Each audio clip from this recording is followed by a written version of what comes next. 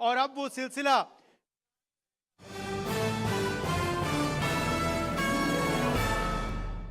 जिनको कोई भी परिचय की आवश्यकता नहीं है, वह हैं समाजवादी पार्टी के राष्ट्रीय अध्यक्ष और पूर्व मुख्यमंत्री उत्तर प्रदेश। मैं बात कर रहा हूं अखिलेश यादव जी का। अखिलेश जी, बहुत बहुत स्वागत है आपका इंडिया न्यूज मंच पर। जोरदार तालियों से अखिलेश यादव जी का स्वागत किया जाए। अखिलेश यादव जी इस चुनाव के हीरो निकले हैं। बहुत बढ़िया प्रदर्शन किया है समाजवादी पार्टी ने उत्तर प्रदेश में। यूपी के बारे में और देश भर राजनीति के बारे में चर्चा करेंगी एडिटोरियल डायरेक्टर न्यूज एक्स प्रिया सहगल अखिलेश जी के संग। प्रिया, अब मंच आपके हवाले करते हैं और मैं दर्शकों को रिक्वेस्ट करूंगा कि आप सब अब अपने स्थान पर बैठ जाएं। Priya, over to you. Thank you Ujjwal and Akhilesh ji, आपका स्वागत है। आपके आने से बिल्कुल रौनक बढ़ गई है, पूरे हॉल में न्यू एनर्जी आ गई है। आई रिक्वेस्ट एवरीबडी, थोड़ा शांत रहिए। हम सब जिसकी वेट कर रहे थे वो आ गए हैं, but little bit of silence please. Akhilesh ji, आज का हमारा टॉपिक है कि पीडीए का खेल निराला। तो ये जो आपकी जो पीडीए की राजनीति थी, दिल्ली में काफ़ी उसका मजाक भी उड़ाया था। पीडीए क्या होता है, पब्लिक डिस्प्ले ऑफ अफेक्शन।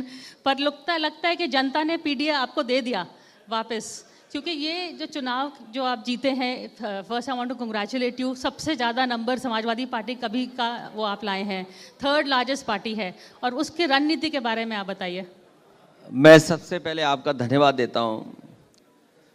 और चुनाव के बाद इधर हाउस चल रहा है, बहुत सी बातें हाउस में हो रही हैं और पीडीए को लेकर के खासकर पॉलिटिकल पार्टीज बहुत चिंतित हो जाती हैं।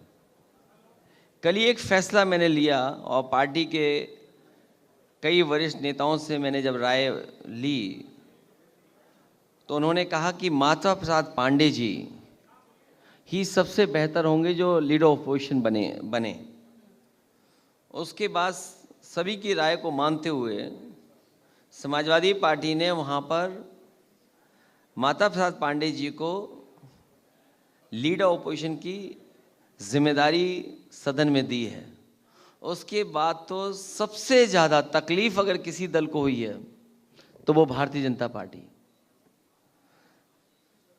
समाजवादी पार्टी भारतीय जनता पार्टी के इशारे से नहीं काम करती है। समाजवादी पार्टी भारतीय जनता पार्टी के जो गलत फैसले हैं, गलत नीतियां हैं, उसके कारण ही पीडीए बनाना पड़ा। अगर उन्होंने जो बात पहले कही कि हम गरीब और जो गांव में रहते हैं उनकी तकलीफ और परेशानी के लिए हम काम करते हैं, अगर उन्होंने काम किया होता तो बीजेपी इतनी बुरी उत्तर प्रदेश में नहीं हारती। न केवल बीजेपी हारी है, हालांकि प्रधानमंत्री जीते हैं, लेकिन अगर हम वोटों की गिनती में देखेंगे तो प्रधानमंत्री जी भी हारे हैं। जीत जरूर गए हैं लेकिन वोट से हारे हैं।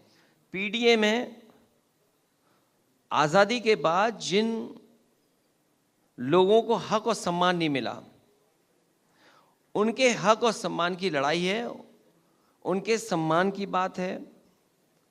और आज जब हम देखते हैं तो कांग्रेस पार्टी और तमाम ऐसे दल हैं जो कभी जाति जनगणना के खिलाफ थे, वो आज कास्ट सेंसस पे बात कर रहे हैं।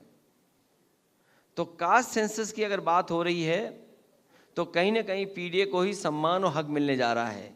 इसमें पिछड़े दलित आदिवासी की आबादी है, इसमें पिछड़े दलित अल्पसंख्यक आबादी मुसलमान भाइयों की है, इसी में पिछड़े दलित और अगड़े जो हमारे पिछड़े उनकी आवाज़ है। तो इसमें सबको जोड़ने का प्रयास हुआ है, इसीलिए जनता ने स्वीकार किया और परिणाम उत्तर प्रदेश का इसीलिए सबसे बेहतरीन आया। और भारतीय जनता पार्टी जहां वो डबल इंजन की बात कर रहे थे, वो सबसे बुरी हार अगर भारतीय जनता पार्टी की कहीं हुई तो उत्तर प्रदेश में हुई और उत्तर प्रदेश की जनता ने किया। नहीं, वाकई सच है। अगर बीजेपी को रोका गया तो यूपी में रोका गया। इसलिए मैं कहती हूँ कि अगर राहुल